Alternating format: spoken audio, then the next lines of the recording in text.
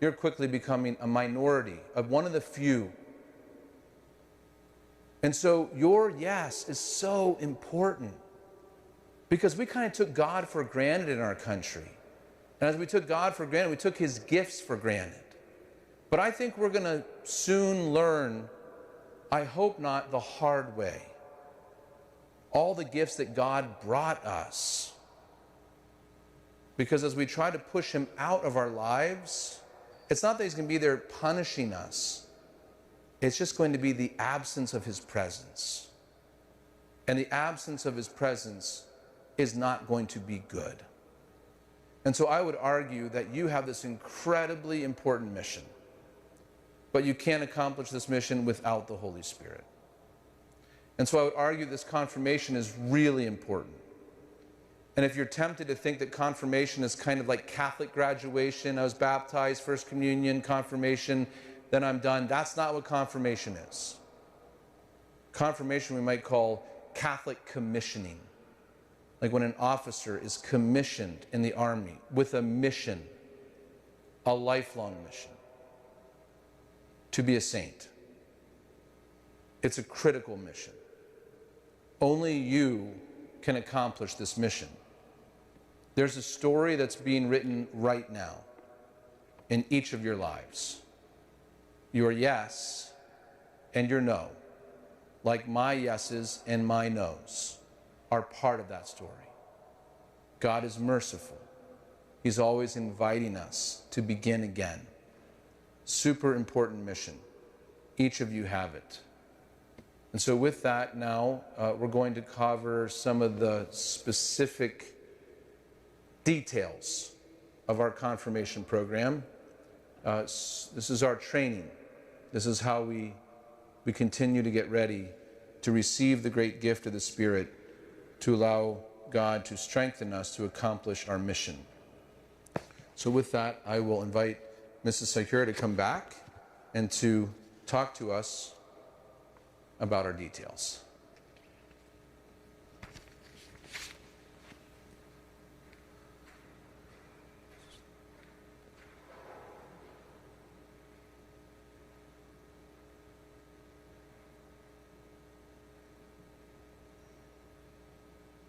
All right, thank you, Father. Yeah, the training, I like that analogy. That was good. Yeah, because just like students, if you remember before your first reconciliation and your first communion, you had a year or two of preparation. Same thing for confirmation. Your parents probably attended a baptism workshop before they brought you for baptism.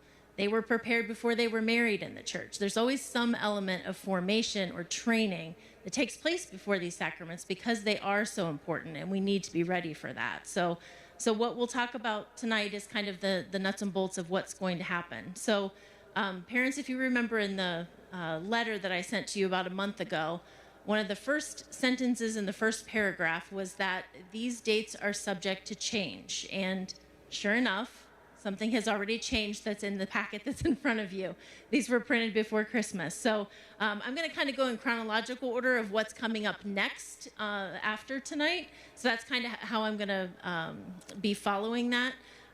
So the confirmation retreat is sort of the next thing up on the list. So we had a staff meeting today, and at that staff meeting, we determined that we were going to change up the in-person portion of the confirmation retreat. So for the last couple years and this year, we had partnered with Net Ministries.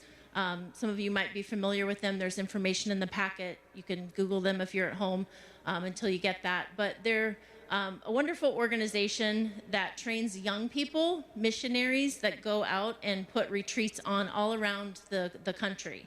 And they're young adults, 18 to 24. So some of them take a year before they go to college. Some of them take a year off while they're in college. They're very well trained, and they are on fire for their faith.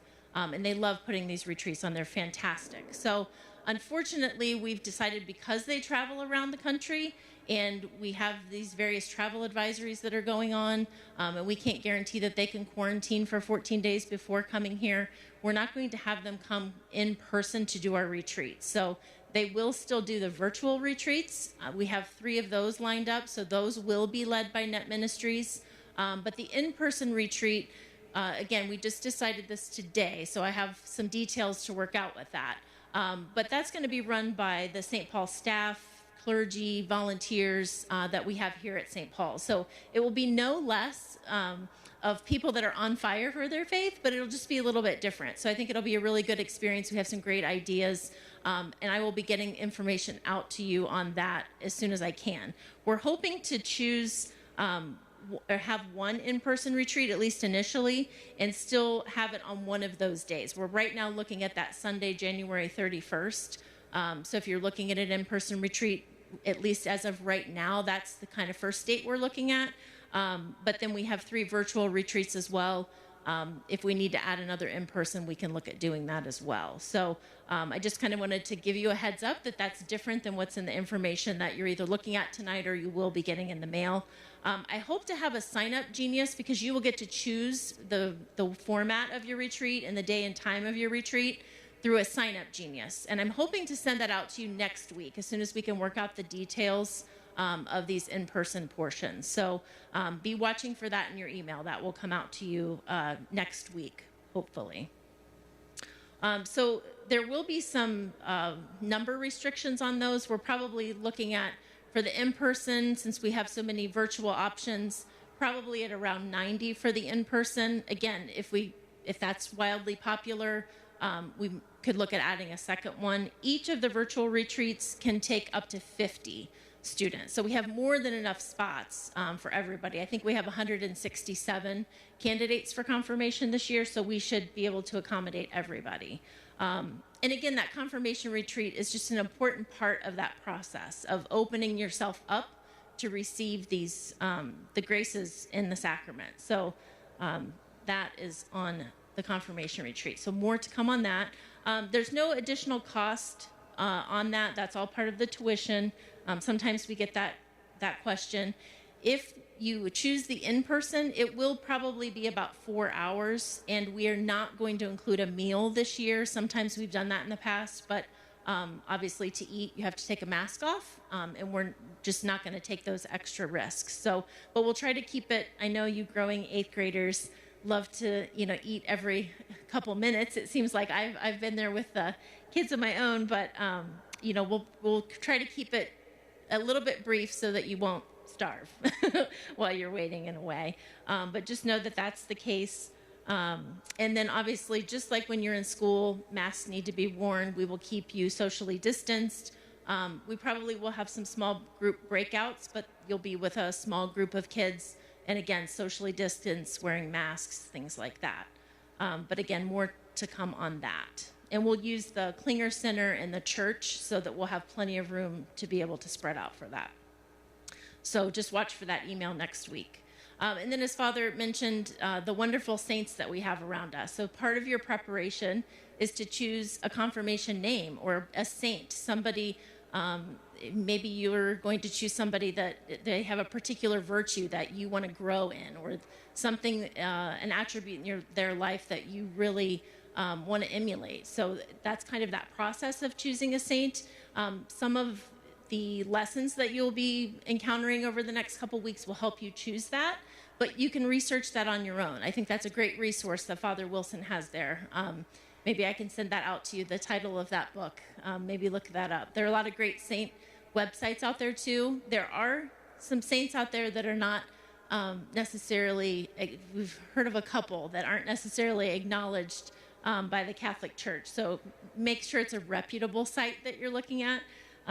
But we'll let you know if you kind of need to keep searching on that. So you will have a saint project or an assignment of some sort that's due.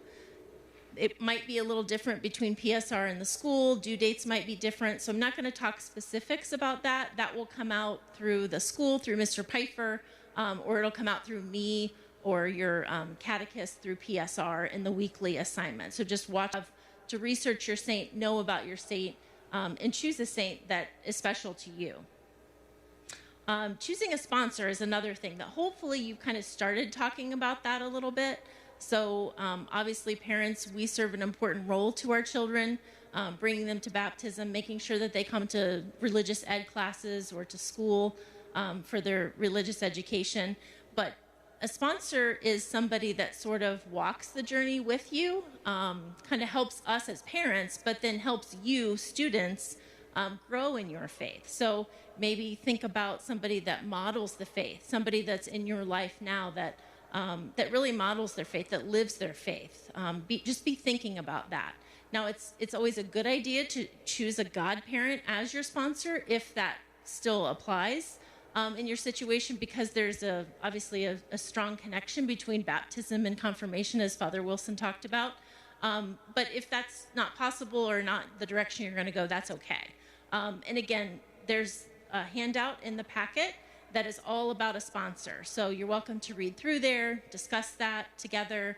You can even send that to your sponsor too, because again, it should be somebody that you're conversing with, you're talking to this process about. So it should be somebody close to you.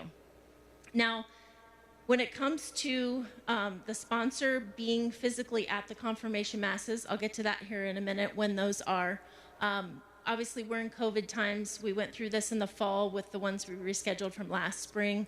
We understand that sometimes sponsors live in other states. They live distances away. If they can't perhaps be here, somebody else can stand in for them as a witness to the confirmation. So just know that that is a possibility. During these COVID times, it's just kind of tricky to be here. If that's the case, just know that that's an option. And again, that's in the information too. It kind of explains who can be a proxy or a witness, as we say. So for the sponsor, it's the same sort of guidelines that we would use to choose a godparent. So somebody that's at least 16 years old, has themselves been fully initiated in the church, so baptism, confirmation, received first communion or communion, and also is a practicing member of the church and isn't in need of an annulment or is separated in any way like that. So again, those guidelines are in that information. If somebody has to stand in as a witness and the sponsor cannot be here in person, the person standing in should also meet those criteria. The exception is that a parent cannot be a sponsor, but a parent can stand in as a witness. So again, during these COVID times, that's not a COVID exception. That's kind of always allowed for, but just know that that's available, just because these are a little bit different circumstances we're living in. So the sacrament of confirmation, we have 4 masses that we are really hoping, and I know Bishop is really hoping, Bishop Brennan, to be here to celebrate with us. So the bishop's obviously the ordinary celebrant of the sacrament of confirmation, and we're excited to be here, to have him here with us. So we've worked with the bishop's office to set 4 Mass times. So on Friday, March 5th, we will have 2 options at 4 and 7. And then on Saturday, March 13th, we will have 10 and 1. And again, we'll have limits on how many can sign up for each of those. The limits will probably be like 50, something like that. I think more will be known in this next month about, how many we can invite and guest numbers and things like that. I don't have real strong numbers for you right now, but typically we'll set the number of students at each of those masses at 50. So not 50 people, but 50 students can sign up for each of those. So if you do the math, that's 200. We only have 167. So again, we have plenty of options, because I know the March 13th date is the first day of St. Paul's spring break. Some of you could perhaps have plans. I know 4 o'clock on a Friday might not be the best option for everybody, but I know some of you are learning completely online. That might be a perfect option for you. So I think we have some good options that, and you have the choice of that as well. Again, we'll limit them so that you can distance from other families, kind of like we have tonight. The only difference is we will give 1 pew to every family, and then allow you to bring a certain number of guests, and obviously your sponsor if that applies. We will have that sign-up Genius. That will be separate from the retreat sign-up. That will not be the same one, and that will go out in early February. So about a month before that first Mass, we'll have that ready to go. I always get the question about dress guidelines. Those are in the packet of information. Boys, dress pants, dress shirt. You can wear a suit, a sports jacket if you want. That's optional. I would say most boys do wear that, but that's up to you. That's an option. Girls, it kind of outlines the guidelines there as well. You're obviously dress pants, skirt, dresses of modest length and design. I know that can be challenging, but just kind of keep that in mind as you're shopping. And it will be probably still a little colder in March, so maybe spaghetti straps won't be as much of an issue, but if you have a dress that has thin straps, we just ask that you wear a jacket or a sweater or something like that over that. So as we said, part of the training, part of the preparation, one of the important parts of preparation is reconciliation prior to the sacraments. Just like when you received your first communion, you received first reconciliation first. So that's really an important part of the sacrament so that we can be in a state to fully receive the graces offered to us through the sacrament. So we have scheduled some dates for that on Wednesday, February 24th. During the day, the school kids, I think it's at 9:30. That'll just be part of their school day that they'll come over for reconciliation. And that evening, we've scheduled 7 p.m. here in the church for our PSR students to come for reconciliation. And then likewise, it's really important for us to review the sacrament, review confirmation, review the rite, and sort of rehearse a little bit. So we've set up 2 of those as well. They're on different days for the school versus PSR. So again, it's in your information. But on the school, it'll again be during the day. It's just for the students. Sponsors and parents don't need to be here. But it'll be Wednesday, March 3rd at 1:30. And for PSR, it will be on Thursday, March 4th at 7:15. And you'll just come to the church. Again, we'll be socially distanced. You'll wear your masks. And we'll just review the rite so that you'll know what to expect when you come to the church for the sacrament. We kind of learned that this past year in the fall. We really didn't get to do a good walkthrough with the kids, and there are some responses that you're going to have, so it's good to practice that ahead of time and know what to expect. I know I'm a person that doesn't necessarily like surprises, so please plan to come on those 2 days for that. Also in your packet, or for those of you that aren't here, there are forms in the packet that will be due in 2 weeks. So on January 20th, there is a permission slip for the retreat that's due, as well as the info form with your saint name and your sponsor name. So obviously the permission slip is really, really needed because the retreats are coming up very shortly after that. So we really need you to return those. You can send them through the school. Once they're completed, that's fine. You can drop them off at our drop box in our office. You can scan them and email them to us. However you can mail them, however you want to get them back to us. But please know that those need to be back by January 20th so that we can start making sure and verifying all the information that we need. And then in the packet also, I already referred to the sponsor handout, but then there's another one for parents. You can use that at home as you have conversations with your kids about what they're learning in their lessons, and just, again, having that conversation about the confirmation prep at home. There's just some good ideas and resources in those for you to use. So for those of you that are, I'll just reiterate that are live streaming, these packets will come home tomorrow. So please watch for them in the mail or in the backpack. Don't forget about them because those forms will be due before we know it on the 20th. So please watch for those. So at this time, that is pretty much all that we have officially for you. So I'll open it up to some questions that you might have. And if you think of anything after you go home, my contact info is on the front of that packet at the bottom, my email, phone number, things like that. So if you think of anything, you can always reach out to me at that point. But are there any questions that you have about the process? Yes. Okay, so the question was the retreat is virtual. So there are 3 dates that you can choose for a virtual, but there's also going to be at least one in-person retreat as well. You choose one option. You do not have to do an in-person retreat and a virtual retreat. You just choose one. Anything else?